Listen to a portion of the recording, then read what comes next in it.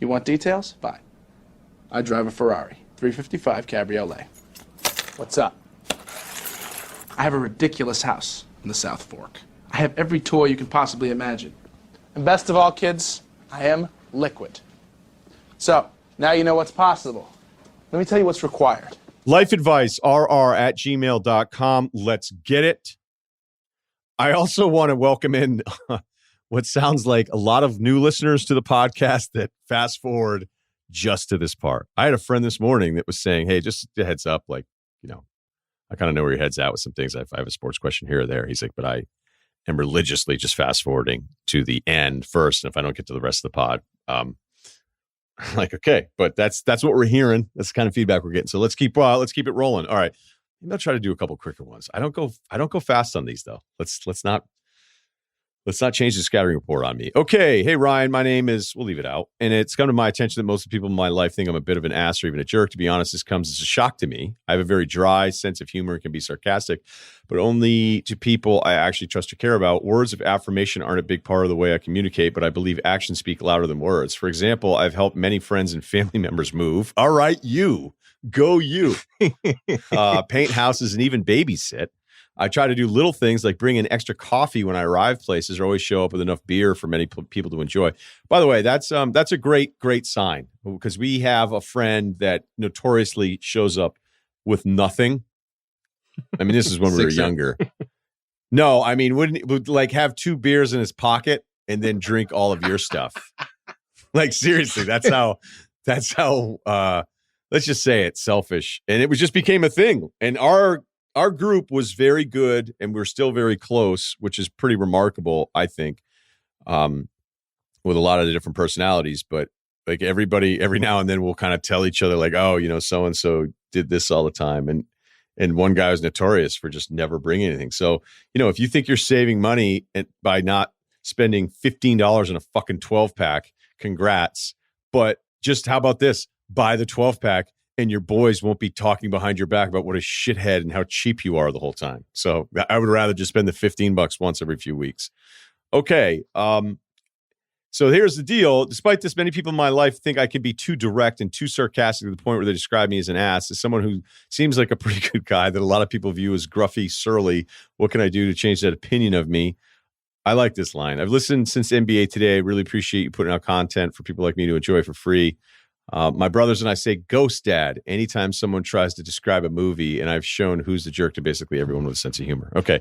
I think this is a very, very easy fix. Well, it might not be an easy fix, but I think it's easy to identify. And if you're picking up on it, I know what you're doing. You're making fun of people all of the time. And it's your mechanism of like conversing with people. You want to know why I know what you're doing? That's kind of what I did. And you can root it to like, oh, you're insecure. I don't think that's what it was for me, although nobody ever likes admitting they're insecure. You're like, you know what I have a hard time with? I'm really down on myself and super insecure because if the guy who's super insecure is doing all the compensation things because he's actually deep down insecure, that guy's not even remotely close to admitting that he's actually insecure, right? You usually don't find out how insecure somebody is until you're actually around them all the time. I would think our deal was when we were younger, you either eat or be eaten. So it's a million guys and everybody's trying to alpha the other guy.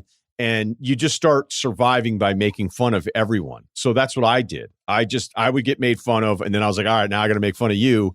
And I'll admit, as you start to grow up, it gets really fucking old. People get really sick of it. So if you're at work and you're just constantly just tuning up guys verbally, like it gets old. Like people don't want to be around it all the time. So maybe that's what you're doing. Maybe that's some version of your dry sense of humor. So does it mean like, so somebody's in the office or somebody's at work and you just go, oh, this guy, you know, if you're just doing that routine all the time, yes, it's going to get old. And the fact that somebody called you out on it, it probably means it's bad. Like if somebody actually was like, I'm going to tell you the thing that we all say about you, that's annoying. So just figure that out. I'm not saying I'm different, but you know, look, if I were 30, I don't know, maybe I don't know what age I started figuring it out. At some point you get a little bit older, you just got to figure out, especially when you have something like a show, you have to be more of a leader. Like I couldn't sit there and just make fun of everybody all the time. Although I still did it sometimes. Okay. But let's just face it, Kyle, if I were doing this podcast at 30, I'd be making fun of you all the time and it would get old and I wouldn't, And it wouldn't even be because you're somebody that I should be making fun of all the time. It's this weird deal where I had it in me because I go, all right, well, the only way I can survive with all these guys, like I could just sit here, because I never was going to be the guy that was just going to get beat up verbally and just stand off in the corner and be like, I don't feel comfortable talking about this right now. I was going to have to come back at you to survive, and you start picking up that skill. And then the first thing you're doing whenever you hear anything, the first thing that pops in your head is some way to just make fun of a dude. And you can't live life that way, because it's eventually guys are going to be like, look, every stroke, every single swing, you got something to say. Every time we sit down at a bar, every time at the restaurant, you're always kind of like side comment, making fun of this guy, making fun of that guy. Is if it's to the point where people are calling you on it, you got to just start. You got to wean yourself off of that shit. That's funny. I feel bad because it's like that is Jim Cunningham, who's now works with Sal at Extra Points, but I shared an office with him for like 4 years, and that is that guy. He's like, nobody would say ever accuse him of being nice. They would say he's considerate, and he's constantly dropping bombs. And I enjoyed it because I'm 27, but I feel like I would hang with this guy because it sounds exact. It probably is Jim Cunningham writing the email. So I don't know. Yeah. I mean, that's unless you're just a jerk, and it's not any of those things. So I don't want to assume any like the root of the problem to the conclusion, but it's just what it sounds like, because I didn't really realize it. And then I was kind of like, man, you just whenever you do this thing, you're just making fun of everybody to kind of stake out your territory. Like, hey, I'm the guy here. But the real alpha, the real confident guy, the real guy that's in charge, you got to build people up. You got to, and honestly, as I've gotten older, people's shit doesn't bother me as much anymore. I just go, oh, okay, that's what you do. All right, fine, whatever. As long as you don't fuck up my show, that's all. Then I'll have a problem with you. Not you, Kyle. Nice. But that was, wow. No. This is what always, you were talking about. If you were 30, that's the type of stuff you would be doing. No. I mean, I'm thinking back to like the people that were like, oh, Russillo wasn't that great to be around. And I go, well, usually the people that have had the biggest problem with me are either terrible at their job or consensus, like some of the most disliked people in the industry, which has always made me feel better. Like if I gave you the list of the 5 guys that I know hate me the most, I'm like, oh, really? Good. I feel even better. Okay. All right. We got a 20-year-old who's lost. Fan for years, 20-year-old student at the University of Florida. I'm currently studying to be an actor. Whoa. As well as earning a minor in sports journalism. Life has been putting me through the ringer lately. No pun intended. Oh, maybe you're a writer, not an actor, dude. And it's brought me to emailing you. I find myself in a place I've never found myself before. Maybe because you're fucking only 20, dude. Not knowing what the hell I'm doing. All right. Can we just take another time out here to express it to everybody? As much as I'm not the biggest, like I think some of the mental health awareness stuff has been great for a lot of people. So that's the most important thing. Knowing that more people are going through what you're going through or have had these moments that maybe they were afraid to share. The openness of it has led a lot of people to probably feeling better about those days that are really tough days. I don't think it's too insensitive to say, I don't know that I want constant updates on how bummed out everybody is though either. All right. Now, there's some real similarities here where you are realizing, oh, I got to start making some real grown-up decisions. There could be long-term ramifications for everything I do now as I leave college or get to those early 20s and start thinking about a career or start thinking about all the different things I want to do, okay? So a lot of you write these emails in as if you're the only person that's going through this. So what you should realize is this is important, one, that you are recognizing that these are important decision-making years, but you're still making way too much of it. You're putting too much, because it's the first time you're ever experiencing it. The rest of us that are late 30s, 40s, are like, dude, we've had multiple times where you start going, okay, what do these next 5 years look like? What if I do this instead of this? The difference is you're kind of self-centered, not you specifically, because it's the first time you're just thinking, oh my gosh, like I can't believe this. Yeah, no shit. Welcome to being a grown-up. Like this is life. So to think that you're by yourself, be positive about it, that you care, that you're aware of it. And I can tell you to stop stressing about it. I can tell you it's not that big of a deal. All these things are true. You're not going to listen to me. You're just not. You're not going to have a moment where things look like they're going awful and you've made all these bad decisions and you're going to go, we're still at a podcast though, back in November 2020 where he said not to worry about it. So you know what? I'm good. Like that's not going to happen. And if I were your age listening to somebody else, I wouldn't be listening to that guy. I mean, I'd listen, but I wouldn't use any of it. So I'm just telling you, if there's anything, all of you that listen to this that are at that stage, 20s, oh no, now what? Just, relax about it. I know you're not going to, but you are like everybody else, and you're in a good group because, like I said, it's important that you worry about this. It's good that you're worried about it because it means you care and it care about your future and you want to make the right decisions. But there's no perfect guidebook. I just wish everybody could find a way to just relax a little bit about it. Not relax to the point where you want to be on unemployment for like a decade and you're like, I'll figure it out when I'm 30. Russillo said to relax. That's not what I'm saying. I'm just saying don't think it's just you, because probably everybody else on campus, when things were normal that you were looking at, are going through the exact same things. And honestly, it doesn't really go away until I think like mid-30s, to be honest with you. But not everybody's the same. All right. So I find myself in a place I've never found myself before, not knowing what the hell I'm doing and becoming lazy, a consistent smoker, a degenerate gambler. Oh, okay. So you're making awesome decisions here. And someone not as comfortable in his own skin as he used to be. Worst part is I push it all off. Like it's nothing. I'm consistently questioning myself with what I want to do in my life. I took the leap after high school and deciding I want to be an actor, but now I find myself scared of the prospective future in that career field and questioning if I'm good enough. I don't want to sit here and type all my problems to you. At the end of the day, everybody has them. Instead, I wanted to ask you a couple questions. What is your advice as far as finding exactly what you want to do in life? First thing, I knew I couldn't be 9 to 5. Alums came back to college that were in my fraternity. I didn't even know them. They would tell me stories about commuting. I hated it so much. It scared the shit out of me. I knew I always wanted to do something creative, or I was going to work outside. I wasn't going to be a landscaper the rest of my life. Shout out to the landscapers and Aaron Neesmith. But I was definitely going to, maybe be a GC, because I figured I could be my own boss. I could get a truck with a cool lumber rack on it that I wouldn't even use, because the GCs aren't running 2x4s to the job site that much. But that's what I was going to do. That would be cool. Yeah, I just wanted that rack and a lift kit. I'm still looking at trucks now, but I don't know where I'd park it. We just show up to the site. Like, what are you guys? Oh, I see what you're doing over there on the dormer. It's nice.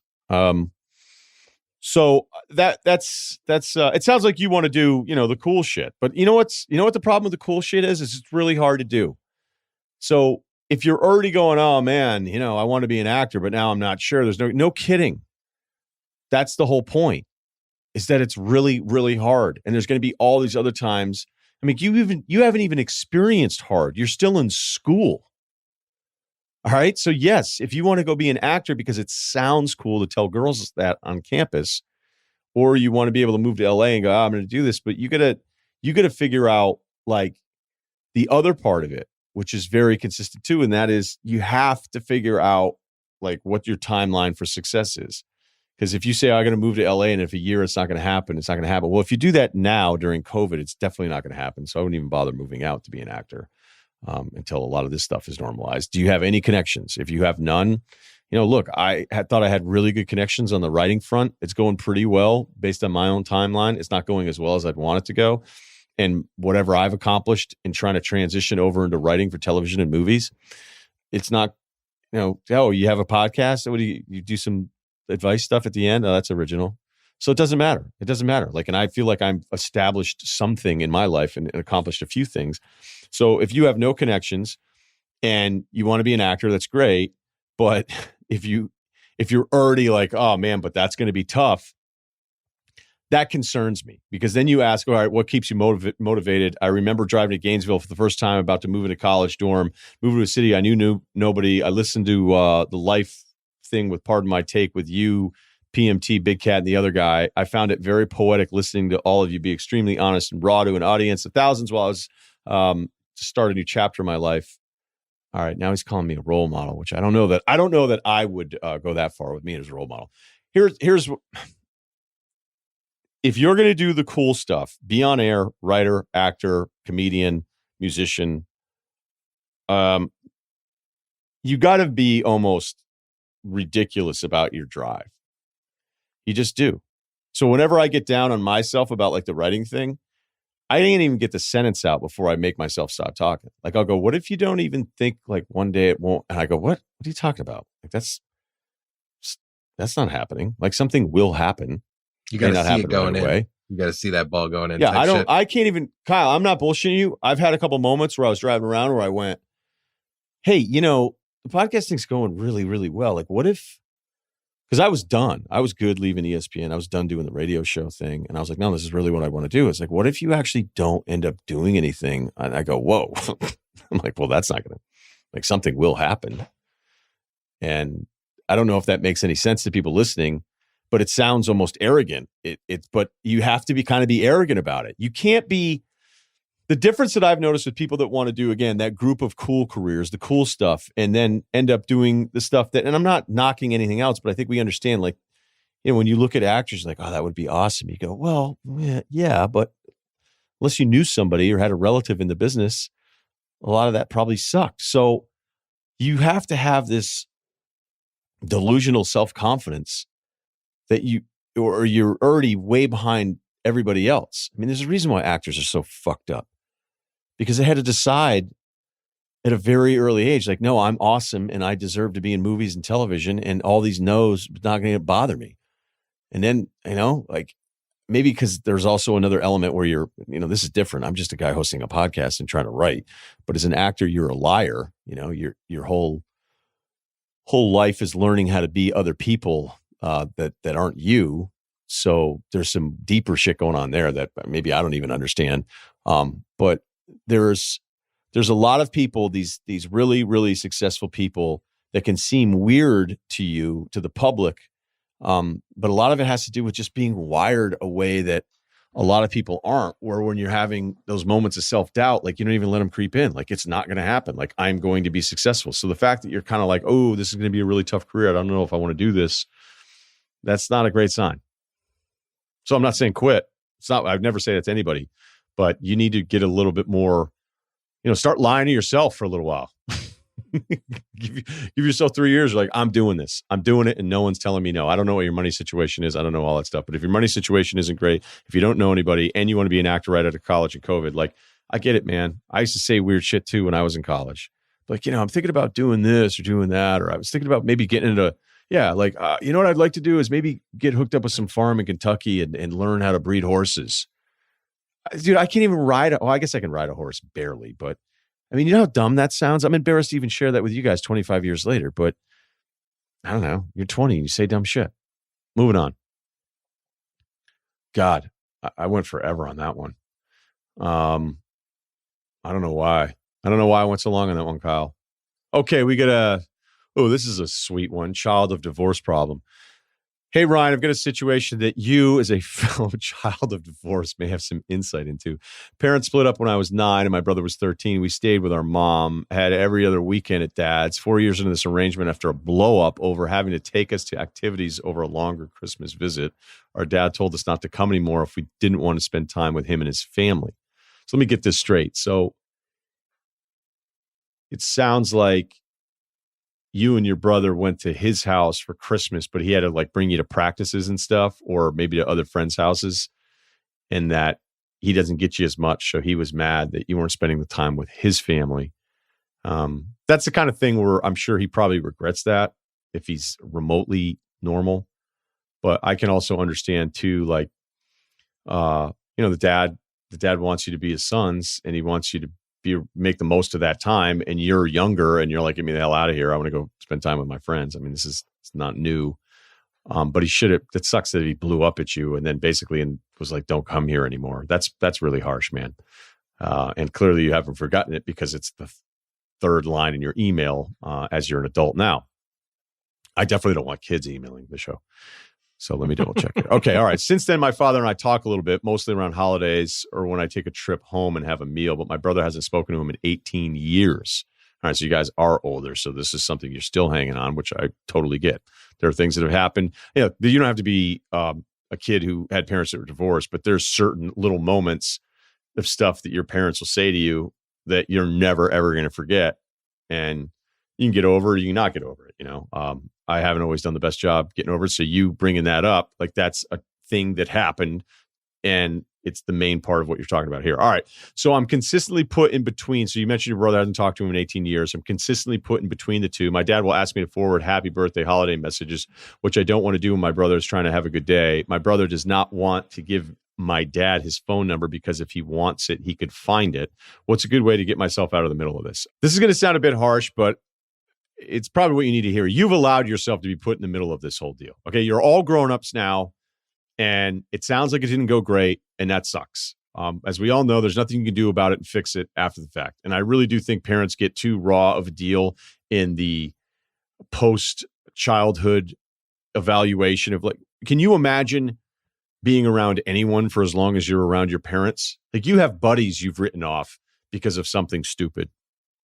And the number of opportunities your parents have to say something to you or do something that you didn't like, I don't care how great your parents are, if you want to find a problem with something and say, oh, this is the root of this, or this is why I'm like this because they did this and all these different things. Like, you can do that all day. You can keep doing it. You can carry it on for years and years and years. And I can only tell you this is a complete waste of fucking time. It just is. It's a complete waste of time. So like, would you want to have kids that, you know, for the most part, you did the best you could and you got divorced and you tried and you made some mistakes and that they told you that they don't feel the same way about you because of this thing you said to them when they were 11? Like, that's just as harsh the other way around. So I kind of get your role with this because if you have a bunch of kids that all went through the divorce, like, every one of the kids is going to process it differently. Not all of the siblings are going to be on the same page. I have that situation as well. But you're grown enough that if you're not comfortable forwarding these messages to your brother, because then it's reigniting this memory, this situation, the dynamic, this relationship that you don't feel like being part of it, you need to just take yourself out of it. Let your brother and your father have the issues with each other. And I know you can sit there and say, well, it's my brother and it's my dad. He can still be your dad, and he's clearly still going to be your brother if you're that close. But if you're constantly being put in the middle in this awkward situation, it's up to you to get you out of it and just be real forceful about it.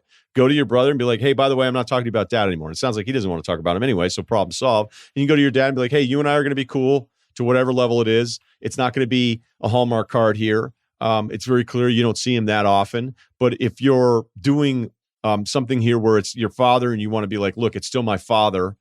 And there are people that will have that, be like, hey, I don't get along with this parent. But, you know, at the end of the day, when I get that call, I want to at least have been good with them and not have talked to them for 20 years, because I think that's something that should still scare the shit of you, depending on how bad it was, you know, whatever. Some of you guys have all the right in the world to never ever speak to your parents again.